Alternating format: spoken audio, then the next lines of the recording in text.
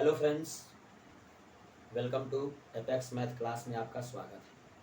दोस्तों, आज के टॉपिक में हम लोग बात करने वाले हैं क्लास 10th का बहुत ज़्यादा इम्पोर्टेंट चैप्टर जिसका नाम है निर्देशांक ज्यामिति यानी कोऑर्डिनेट ज्योमेट्री। तो हम लोग उसको पढ़ने का प्रयास करेंगे। दोस्तों, प्रश्न जो होगा बेसिक से होगा, थ्योरी से कॉन्सेप्ट हम लोग कर उसके बाद प्रश्न को सॉल्व करना शुरू करेंगे। तो चलिए दोस्तों, वीडियो पर बने रहिएगा, लास्ट तक वीडियो जरूर देखिएगा। आइए, आज का हम लोग कंसेप्ट जो होता है बहुत इजी होता है। पहले हम लोग समझेंगे निर्देशांक होता क्या है, ठीक है। उसके बाद हम लोग दोस्तों है ना एक्स एच और वाई एच यानी एक्सिस का भी ज्ञान ले लेंगे। तत्पश्चात हम लोग उसके आगे बढ़ने का प्रयास करेंगे। जैसे कि मैंने बोला था दोस्तों, निर्देशांक ज्यामिति यानी कोऑर्डिनेटिव ज्योमेट्री पढ़ना है। तो चलिए दोस्तों, आज का जो है हम लोग आज के टॉपिक में हम लोग कोऑर्डिनेटिव ज्योमेट्री को समझने का प्रयास करते हैं। तो देखिए दोस्तों, पहले आपको समझना होगा कि एक्स अक्ष और वाई अक्ष होता क्या है। ध्यान से समझिएगा। इसे हम बोलते हैं दोस्तों एक्स अक्ष बोलते हैं, या ऐसे अगर इंग्लिश में बोला जाए तो एक्स एक्सिस बोलते हैं। ये होता है वाई अक्ष यानी वाई एक्सिस। ये जो होता है मूल बिंदु होता है। मूल बिंदु का निर्देशांक क्या होता है जो दोस्तों 0,0 होता है। उसी तरह से यहाँ पर एक्स अक्ष है, ध्यान दीजिएगा सभी लोग, ये माइनस एक्स अक्ष होता है। इधर नीचे होएगा तो माइनस वाई अक्ष, यानी एक्स अक्ष, वाई अक्ष, माइनस एक्स अक्ष, माइनस वाई अक्ष। यहाँ तक क्लियर है। जब यहाँ पर क्लियर हो जाए तो आपको पढ़ना क्या है, निर्देशांक। तो पहले आपको निर्देशांक को समझना पड़ेगा। यहाँ पर देखिए दोस्तों, एक बिंदु मान लीजिए ये 1, ये बिंदु 2, ये बिंदु 3, ये बिंदु 4, ठीक है। यहाँ पर हो जाएगा 1 2 3 4।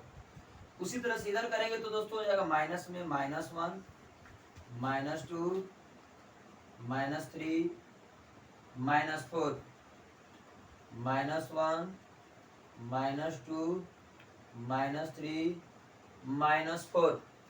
यानी कहने का मेरा मतलब है एक्स अक्ष, वाई अक्ष है ना, वहां पर भी एक्स अक्ष, यहाँ पर वाई अक्ष। क्लियर।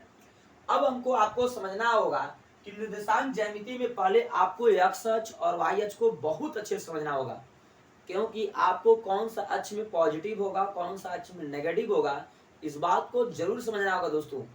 अगर आपसे कोई बोले कि फर्स्ट चतुर्थांश यानी पहला चतुर्थांश यानी पहला कोऑर्डिनेट का क्या होता है फॉर्मूला, तो होता है प्लस प्लस का। यानी पहले x का मान यहाँ पर प्लस देखेंगे और y का भी मान प्लस देखेंगे यहाँ पर, यानी दोनों प्लस प्लस का होता है। दूसरा चतुर्थांश यानी सेकंड क्वाड्रेंट का क्या होगा, तो सेकंड क्वाड्रेंट का हो जाता है माइनस और प्लस। क्या होता है, माइनस और ये प्लस, y का मान प्लस में और x का मान माइनस में। उसी तरह से इस वाले का क्या हो जाएगा, तो इस वाले का हो जाएगा माइनस माइनस, और इसी तरह से यहां पर हो जाएगा प्लस माइनस। यानी कहने का मेरा मतलब है कि ये हो जाएगा प्लस प्लस, ये हो जाएगा माइनस प्लस, ये हो जाएगा माइनस माइनस, ये हो जाएगा प्लस माइनस।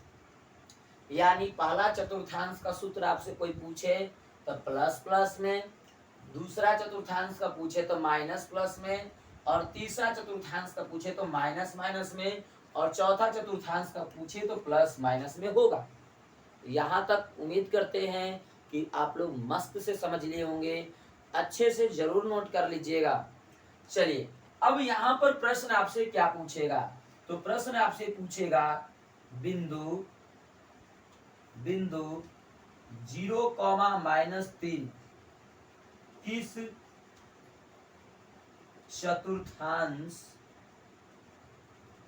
में है। देखिए, बिंदु 0,-3 किस चतुर्थांश में है। अगर चतुर्थांश की ज्ञान अगर आपको नहीं होती है, इसका मतलब आपका 1 नंबर का प्रश्न दोस्तों क्या हो जाएगा, छूट जाएगा।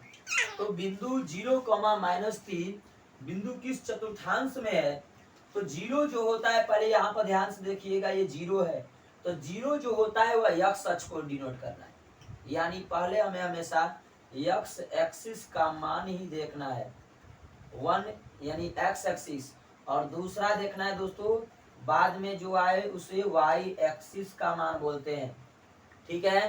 तो ये एक्स एक्सिस का मान क्या है, जीरो, तो यानी जीरो का मतलब दोस्तों मूल बिंदु पर, क्लियर। अब यहाँ पर वाई एक्सिस यानी वाई का मान माइनस में, यहाँ पर माइनस में थ्री, माइनस में थ्री किधर होगा, ऊपर में या नीचे में, तो माइनस में थ्री दोस्तों यहाँ पर वाई एच के लिए बोल रहा है, तो वाई एच के लिए माइनस नीचे होता है, इसलिए ये हो जाएगा, यानी ये हो जाएगा कौन से चतुर्थांश में दोस्तों, तो देखिए पहला प्लस और दूसरा माइनस, तो पहला प्लस और दूसरा माइनस हो तो इसको हम लोग बोलते हैं चतुर्थ चतुर्थांश, क्या बोलते हैं, चतुर्थ, इसको क्या बोलेंगे, प्रथमा, यानी प्रथम चतुर्थांश,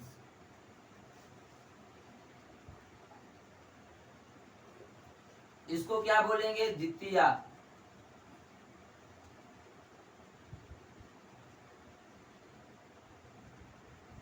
इसको क्या बोलते हैं, तृतीय,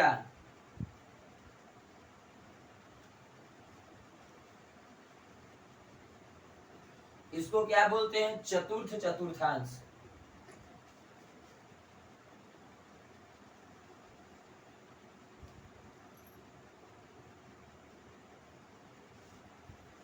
यानी कहने का मतलब है कि बिंदु 0, तो ये वाला देखिए दोस्तों दोनों प्लस होगा तो पहला चतुर्थांश, एक माइनस एक प्लस होगा तो द्वितीय चतुर्थांश, दोनों माइनस होगा तो तृतीय बोल दीजिएगा, और एक प्लस और बाद में माइनस आए तो उसे आप चतुर्थ बोलिएगा।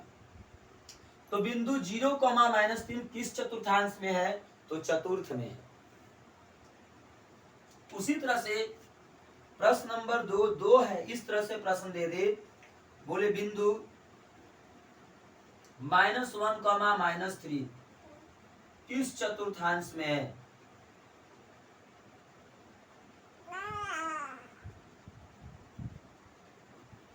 तो किस चतुर्थांश में है दोस्तों, -1, किस चतुर्थांश में है, तो तृतीय में है, तो आपका क्या हो जाएगा, तृतीय आंसर होगा। क्यों, क्योंकि यहाँ पर x का मान माइनस में और y का भी मान माइनस में, देखिए x का भी मान माइनस में, y का भी मान माइनस में, जब दोनों माइनस में हो तो उसे हम लोग क्या बोलते हैं, तृतीय चतुर्थांश बोलते हैं।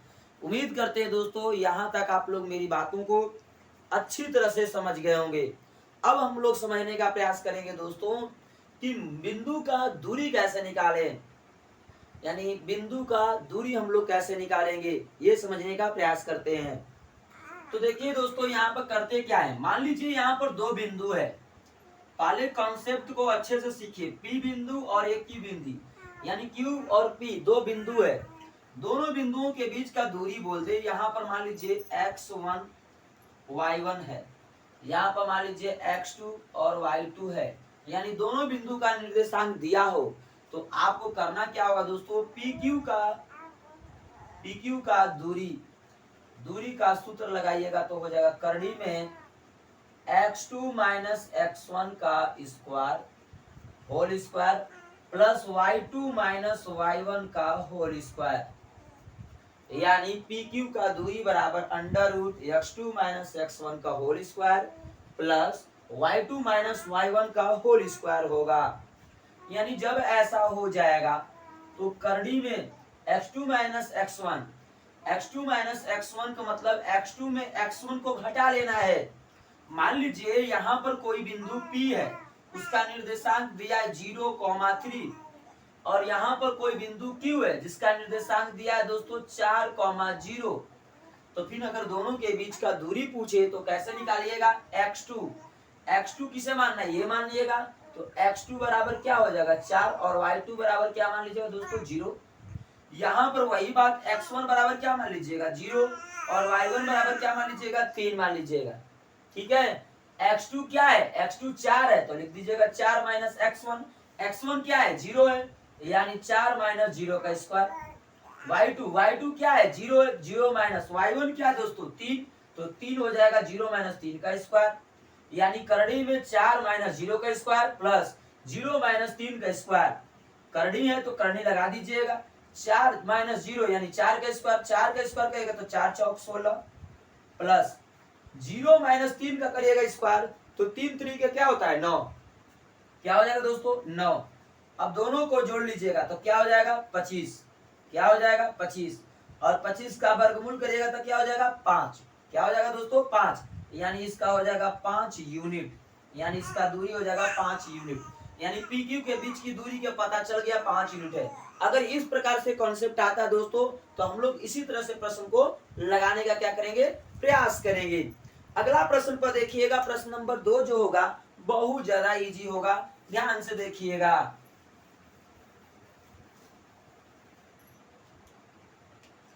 प्रश्न नंबर 2, प्रश्न नंबर 2 होगा, ध्यान से देखिएगा। बोलता है बिंदु 0,0 एंड 3,4 के बीच का दूरी ज्ञात करे। ठीक है, इस प्रकार से जब भी प्रश्न आ जाए 0,0, देखिए 0,0 का मतलब क्या होता है मूल बिंदु, क्या होता है मूल बिंदु। और जब भी मूल बिंदु से दूरी कोई बिंदु का पूछता हो, मान लीजिए ये मूल बिंदु है कोई, और यहाँ पर मान लीजिए एक ओरिजिन है और ओरिजिन का निर्देशांक 0,0 दिया है, और यहाँ पर कोई एक बी बिंदु है या सॉरी पी बिंदु है जिसका निर्देशांक 3,4 मान लिया। तो मूल बिंदु से अगर दूरी का पूछता है कॉन्सेप्ट दोस्तों तो करते क्या है, ध्यान से समझिएगा। मूल बिंदु से दूरी क्या होती है तो करड़ी में कर लेंगे, है ना। पी का निर्देशांक, पी का एक्स का यानी एक्स निर्देशांक का स्क्वायर, एक्स निर्देशांक क्या है तो 3 है तो 3 का स्क्वायर कर लीजिएगा। और वाई निर्देशांक क्या है दोस्तों 4 है तो 4 का स्क्वायर कर लीजिएगा, यानी पीओ बराबर रूट में 3 तरीके 9, 4 चौके 16, दोनों को जोड़िएगा तो 25 हो जाएगा। 25 का वर्गमूल करिएगा दोस्तों तो क्या हो जाएगा 5 हो जाएगा, यानी 5 यूनिट हो जाएगा। तो यही आपका क्या हो जाएगा दोस्तों आंसर हो जाएगा, यानी बिंदु 0,0 एंड 3,4 के बीच की दूरी 5 हो जाएगा, क्या हो जाएगा 5 हो जाएगा।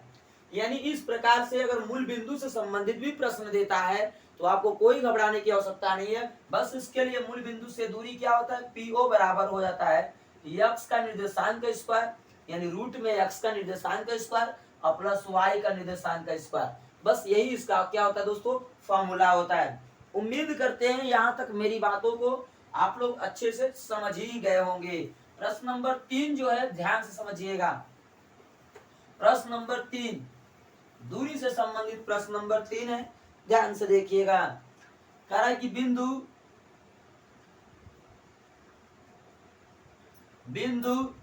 0, a sin theta and a cos theta 0 के बीच का दूरी ज्ञात करें। इस प्रकार से जब भी प्रश्न दे दे बहुत ज्यादा इजी होता है और इसमें फंसने का भी चांस होते हैं, ठीक है, क्योंकि इसमें कंसेप्ट छिपी होती है। इस प्रकार से जब भी सवाल आता है बाई कंसेप्चुअल आता है तो ध्यान से समझने का प्रयास करिएगा। x1 बराबर मान लीजिए 0, y1 बराबर मान लीजिए a sin थीटा, x2 बराबर क्या होगा x2 बराबर a cos थीटा, y2 बराबर क्या होगा 0, यानी मान लीजिए तो लिखिएगा ये मान लीजिए a है ये मान लीजिए b है, यानी AB का दूरी बराबर करड़ी में x2 माइनस x1 का square plus y2 minus y1 का स्क्वायर, करड़ी में x2 क्या है a cos थीटा तो हो जाएगा a cos theta minus x1 क्या है 0 तो 0 का स्क्वायर, y2 क्या है 0, y1 क्या है तो हो जाएगा a sin थीटा का स्क्वायर, यानी करड़ी में a cos थीटा माइनस 0 का square plus 0 minus a sin theta का स्क्वायर। जब भी ऐसा कर लीजिएगा तो करड़ी लगाइएगा, करड़ी में a cos थीटा में से अगर 0 घटाइएगा तो मान में अंतर नहीं होगा, तो तो हो जाएगा क्या, A square cos square theta, plus है तो प्लस, यहाँ पर अगर जीरो में से कोई घटाइएगा तो मान में अंतर नहीं होगा, तो हो जाएगा ए स्क्वायर साइन स्क्वायर थीटा। तो ये हो जाएगा क्या, ए स्क्वायर को कॉमन कर लो तो हो जाएगा cos square theta plus sine square theta. Cos square theta plus sine square theta का मान क्या होगा, 1 होगा। तो क्या लिख दीजिएगा, इधर देख लीजिए, ये हो जाएगा करड़ी में ए स्क्वायर गुणे इसका मान क्या हो जाएगा 1, तो 1 लिख लीजिएगा, यानी गुणा करिएगा तो हो जाएगा करड़ी में ए स्क्वायर का वर्गमूल करिएगा तो हो जाएगा ए, यानी इसका दूरी क्या हो जाएगा दोस्तों, ए हो जाएगा। उम्मीद करते हैं यहाँ तक मेरी बातों को अच्छे से समझ गए होंगे। बात समझ में आए दोस्तों तो एक प्यारा सा लाइक बनता है, चैनल को सब्सक्राइब कर लीजिएगा, अपने दोस्तों के पास जरूर शेयर कर दीजिएगा। अगला प्रश्न पर चलते हैं। प्रश्न बहुत ज्यादा इजी होगा, ध्यान से समझने का प्रयास करिएगा। प्रश्न नंबर 4,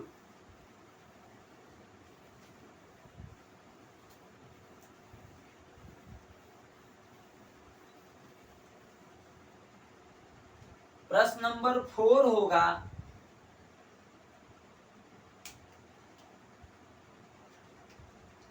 यदि बिंदु 3,4 एंड बिंदु 5,4 के बीच का दूरी ज्ञात करें। ठीक है, करा बिंदु, यदि बिंदु 3,4 और 5,4 के बीच की दूरी ज्ञात करना है, तो इसे मान लीजिए x1 है, x1 बराबर क्या 3 और y1 बराबर क्या मान लीजिएगा 4 मान लीजिए, यानी x1 बराबर 3 और y1 बराबर 4। यहाँ पर x2 बराबर क्या मान लीजिएगा, x2 बराबर 5 और y2 बराबर 4। तो लिख दीजिएगा दोनों बिंदु यानी a है और ये मान लो b है, तो लिख दीजिएगा AB के दूरी, AB का दूरी हो जाएगा करड़ी में x2 माइनस x1 का square plus y2 minus y1 का स्क्वायर, करड़ी में हो जाएगा x2 माइनस x1 यानी 5 माइनस x1 मतलब 3, 5 माइनस 3 का स्क्वायर, y2 यानी 4 माइनस y1 यानी 4 का स्क्वायर कर लीजिएगा। 5 में से 3 घटेगा तो 2 हो जाएगा, 2 का स्क्वायर करिए, 4 में 4 घटेगा तो 0 यानी 0 का स्क्वायर करिए, 2 का स्क्वायर करिएगा तो क्या हो जाएगा 2 दूना के 4 प्लस 0 का करिएगा तो 0, दोनों को जोड़ दीजिएगा तो क्या हो जाएगा 4 हो जाएगा, और इसका वर्गमूल करिएगा तो क्या हो जाएगा दोस्तों 2 हो जाएगा। तो इसका आंसर हो जाएगा 2, यानी इसके बीच की दूरी क्या होगी, बीच की दूरी जो है ना 2 हो जाएगी, क्या हो जाएगी 2 हो जाएगी।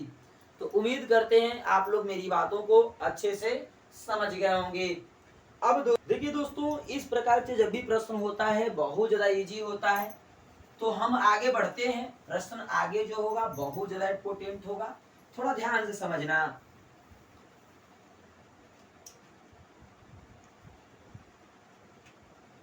अगला जो प्रश्न है क्वेश्चन 5 है, ध्यान से देखिएगा। करा बिंदु A 3,5 एंड B 3,2 के मध्य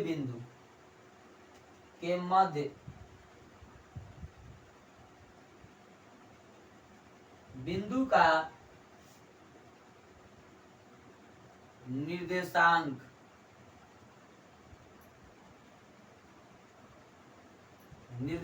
ज्ञात करें। बिंदु A 3,5 एंड बिंदु B 3,2 के मध्य बिंदु का निर्देशांक ज्ञात करें। देखिए दोस्तों, जब भी मध्य बिंदु की बात करता है, मान लीजिए अगर एक बिंदु है A 3,5, ये B बिंदु है जिसका निर्देशांक 3,2 है। अगर मध्य बिंदु का बात करें तो लिख दीजिएगा AB का मध्य बिंदु का निर्देशांक का निर्देशांक, ए बी का मध्य बिंदु का निर्देशांक क्या होगा? तो हो जाएगा x1 प्लस x2 बटा में 2, y1 प्लस y2 बटा में 2।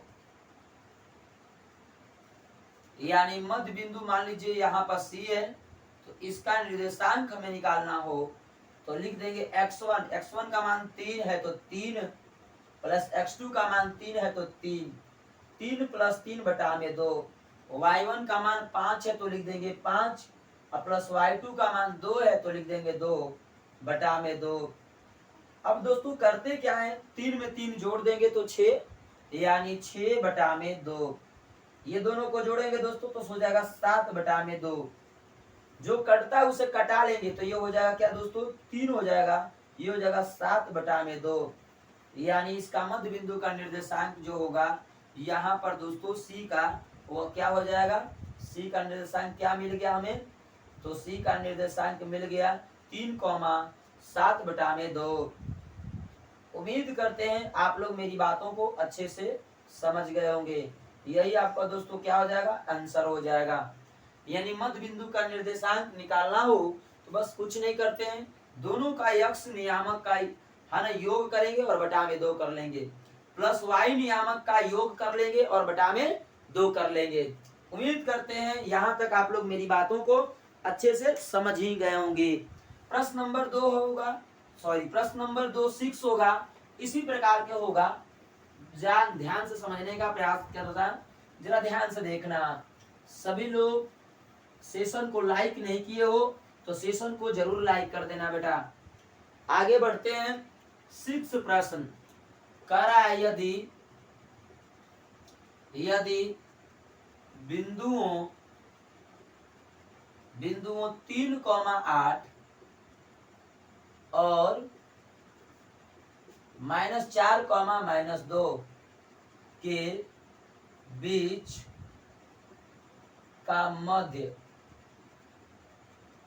का मध्य बिंदु का निर्देशांक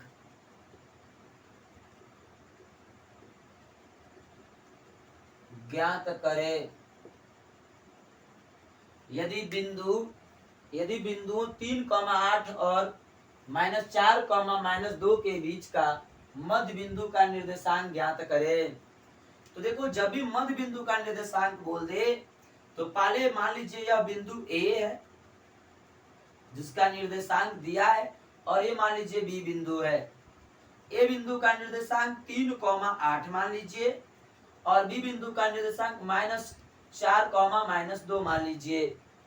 अब जब भी इस तरह से मान लोगे तो क्या हो जाएगा, AB के मध्य बिंदु का निर्देशांक, तो लिखना होगा AB के मध्य बिंदु का निर्देशांक, क्या निर्देशांक। तो AB का मध्य बिंदु मान लो यहाँ पर P है, उसका निर्देशांक x, y मान लेता हूँ, यानी P x, y को ही ज्ञात करना है। तो क्या हो जाएगा दोस्तों, x1 प्लस x2 बटा में 2, y1 प्लस y2 बटा में 2, यही आपका फॉर्मूला होता है। तो px, y का क्या हो जाएगा 3, और ये माइनस में है ना, तो 3 प्लस और प्लस और माइनस का गुणा होगा तो माइनस हो जाएगा, -4 बटा का 2, y1 यानी 8 -2 बटा का 2, यानी px, y ये हो जाएगा, घटाओगे तो -1 बटा में 2, और ये घटाओगे तो हो जाएगा 6 बटा में 2। जो कटता है उसे कटा लो, जो नहीं कटता है छोड़ दो। यानी px, y ये हो जाएगा -1 बटा में 2, 2 तिहाई 6, 3 बार में। तो यह इसका मध्य बिंदु का यानी P का निर्देशांक -1 बटा में 2 और 3 होगा। उम्मीद करते हैं प्रश्न 6 आपको बहुत अच्छे से समझ में आ गया होगा। प्रश्न जो होगी ये बहुत ज्यादा बिहार बोर्ड में पूछा गया है दोस्तों, इसे सभी लोग नोट कर लेना, और सभी बच्चों एक बार नोट करके बताओ समझ में आ रहा है या नहीं आ रहा है, कमेंट जरूर करके बताइए बेटा, ताकि हमारा उत्सुकता बढ़े और हम आपको और अच्छे से पढ़ाने का प्रयत्न करें और आगे बढ़ने का भी प्रयास करें। ठीक है, तो चलिए अगला प्रश्न जो है 7 है, ध्यान से समझिएगा। 7 प्रश्न बहुत ज्यादा इम्पोर्टेंट होगा।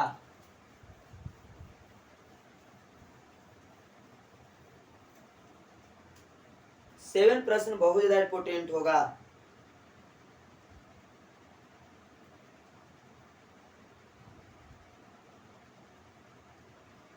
उस त्रिभुज का केंद्र, 7 प्रश्न है जो बहुत ज्यादा इम्पोर्टेंट है। कह रहा है उस त्रिभुज का केंद्र यानी केंद्रक ज्ञात करें। ज्ञात करें जिसके निर्देशांक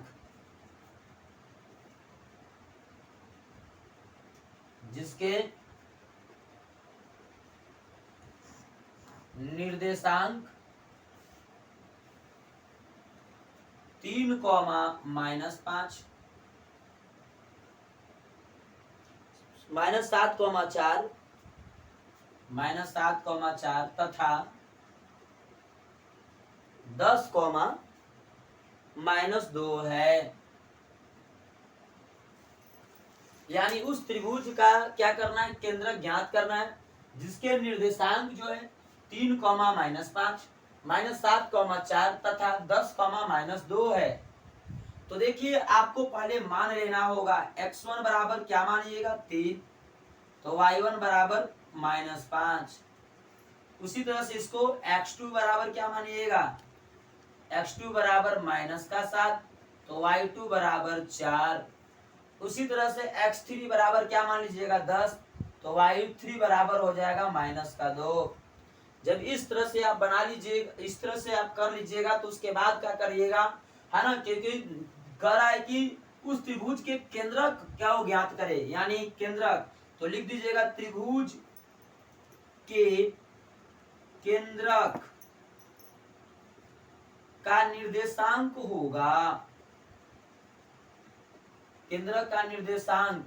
तो क्या होता है केंद्रक का निर्देशांक, मान लीजिए ओ एक्स वाई होगा। तो कैसे निकालिएगा, करते हैं x1 plus x2 plus x3 बटा में 3, y1 plus y2 plus y3 बटा में 3। यानी दोनों का, तीनों बिंदु का निर्देशांक x नियामक जोड़ लेंगे, कॉमा कर लेंगे, y नियामक जोड़ लेंगे और बटा में 3 का भाग लगा देंगे। x नियामक को जोड़िए तो 3 है, तो 3, x2 क्या है -7, तो -7, x3 क्या है 10 है, तो +10 बटा में 3, कॉमा y1 क्या है -5 है, तो -5, y2 क्या है, y2 4 है, +4 तो +4, y3 -2 है, तो -2 बटा में 3। यानी ये हो जाएगा, क्या, ध्यान समझिएगा, 10 में 3 जोड़ दिएगा तो 13, 13 घटा दीजिएगा, इसमें नहीं ऐसे समझ में आता तो 10 में 7 घटाइएगा तो 3, 3 में जोड़ दिएगा तो 6 बटा में 3। क्या करना है, अभी माइनस है, माइनस माइनस को क्या करिएगा, जोड़ दीजिएगा तो -7, 4 घटाइएगा तो -3 बटा में 3। कटता है तो कटा दीजिए, तो हो जाएगा 2 तिहाई 6, 3 दूना के 6, 3 एकम 3, यानी 2, -1। यानी इस बिंदु, इस त्रिभुज के केंद्र का निर्देशांक क्या होगा, 2, -1। अच्छा ये त्रिभुज बनेगा कैसे दोस्तों, तो यहाँ पर देखिए ये त्रिभुज इस तरह से बनेगा। त्रिभुज ये है, मान लीजिए ए, बी और सी। ए का निर्देशांक 3, -5 माने हैं, बी का निर्देशांक -7, 4 माने हैं और सी का निर्देशांक 10, -2 माने हैं। अब इसके केंद्र का निर्देशांक, यानी केंद्र ये हो गया, केंद्र ये हो गया, यानी इसका निर्देशांक पूछ रहा है, तो उसका निर्देशांक 2, -1 होगा। उम्मीद करते हैं आप लोग मेरी बातों को अच्छे से समझ गए होंगे। इस प्रकार से जब भी प्रश्न आएगा तो आप लोग इजी तरीका से लगा दीजिएगा। तो प्रश्न नंबर 8 को देखिएगा, जरा ध्यान से समझने का प्रयास करिएगा। प्रश्न नंबर 8,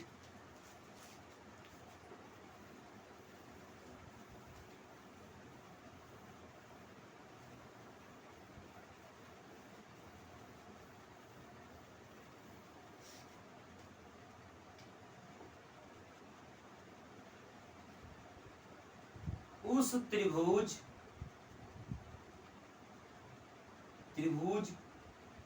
के केंद्र का यानी केंद्रक का निर्देशांक ज्ञात करें।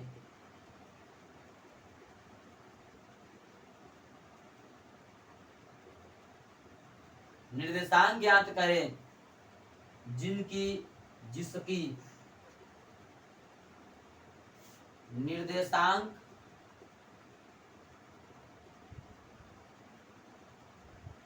ए बी सी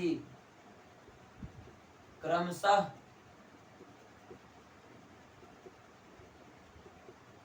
दिया गया है। तो क्रमशः में क्या है, ए का निर्देशांक 3,0, बी का निर्देशांक 5,3 और एंड सी का निर्देशांक 3,2 है।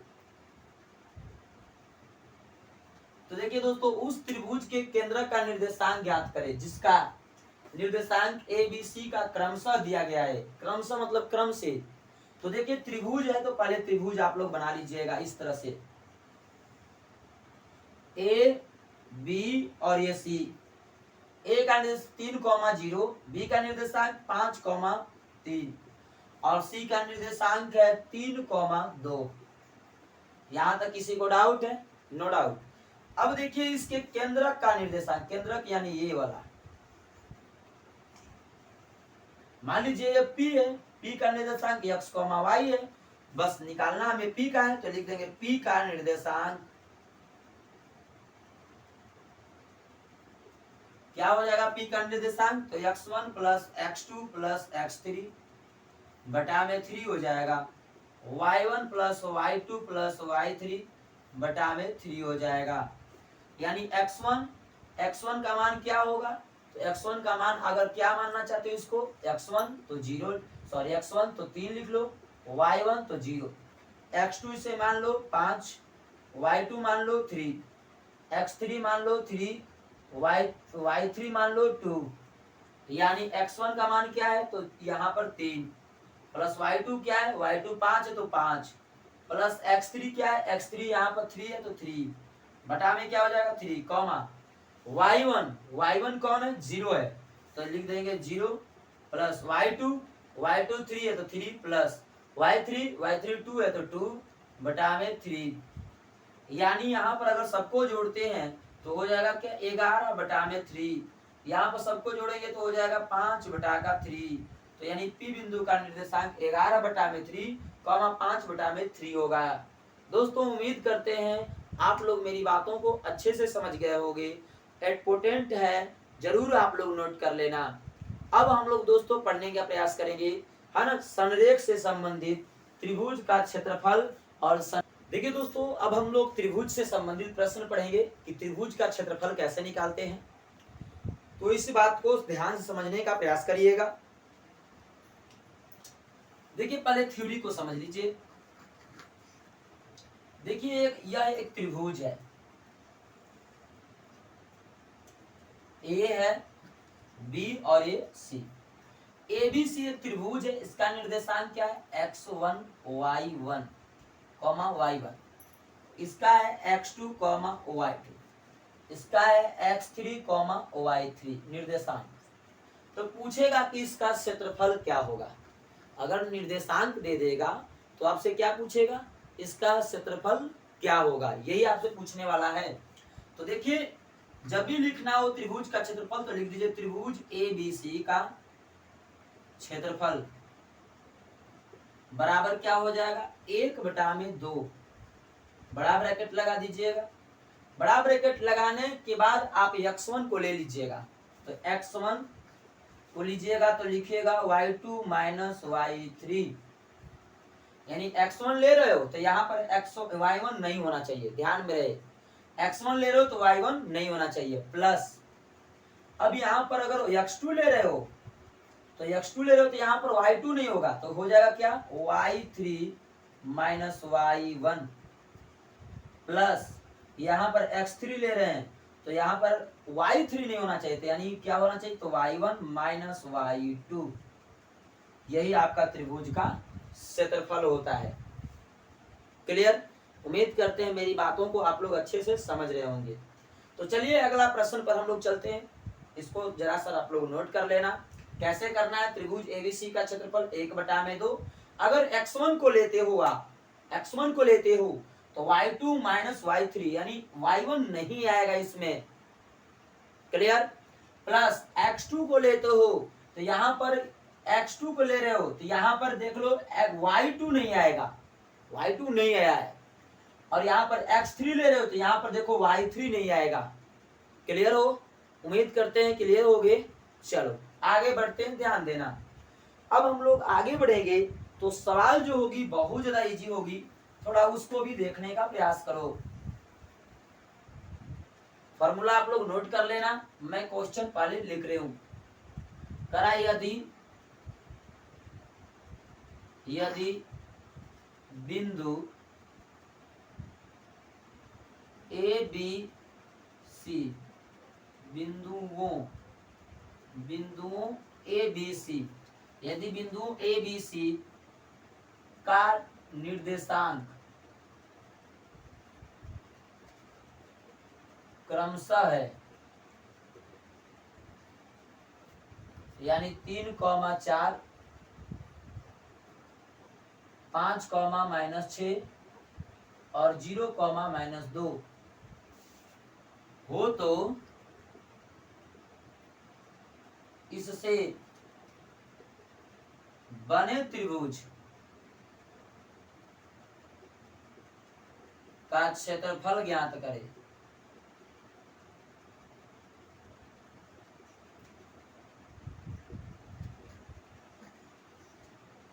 तो देखो ध्यान से समझना होगा, क्योंकि एक बिंदु ए, एक बिंदु ए और एक बिंदु ए है, यानी 3 बिंदु है।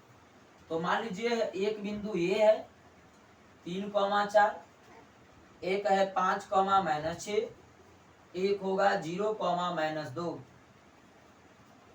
यानी लिखना होगा, इसका नाम लिख लीजिएगा ए बी और ये सी, यानी ए बी सी का क्षेत्रफल बराबर हो जाएगा, ए बी सी का क्षेत्रफल बराबर हो जाएगा, क्या हो जाएगा? 1/2 x1 into y2 minus y3 plus x2, तो यहाँ पर हो जाएगा y3 minus y1 plus x3 y1 minus y2। अब इसी पर हम लोग क्या करेंगे दोस्तों? बैठा लेंगे। तो बैठाने से पहले हम लोग करेंगे क्या? पहले x1 x2 को मानना पड़ेगा। तो चलिए हम लोग इसको मान लेते हैं, यानी x1 बराबर 3, y1 बराबर 4, x2 बराबर मान लेते हैं 5, y2 बराबर मान लेते हैं 6। यहाँ पर x3 सी है, सी बिंदु को मान लेंगे तो x3 बराबर मान लेंगे 0 और y3 बराबर मान लेंगे -2।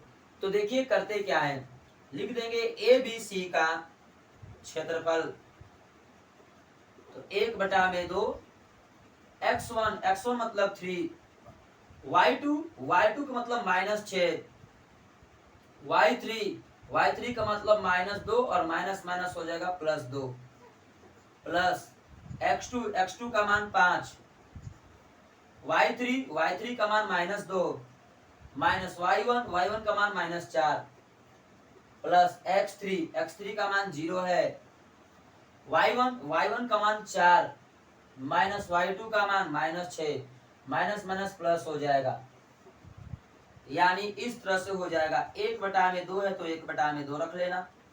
अब इसमें -6 में से 4 घटा लो, -4 × 12 यानी -12 हो जाएगा।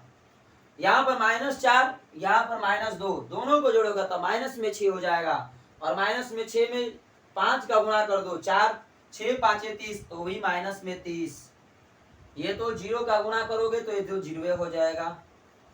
ये दोनों को जोड़ लो तो हो जाएगा क्या? -42/2 कटा दीजिएगा तो हो जाएगा -21।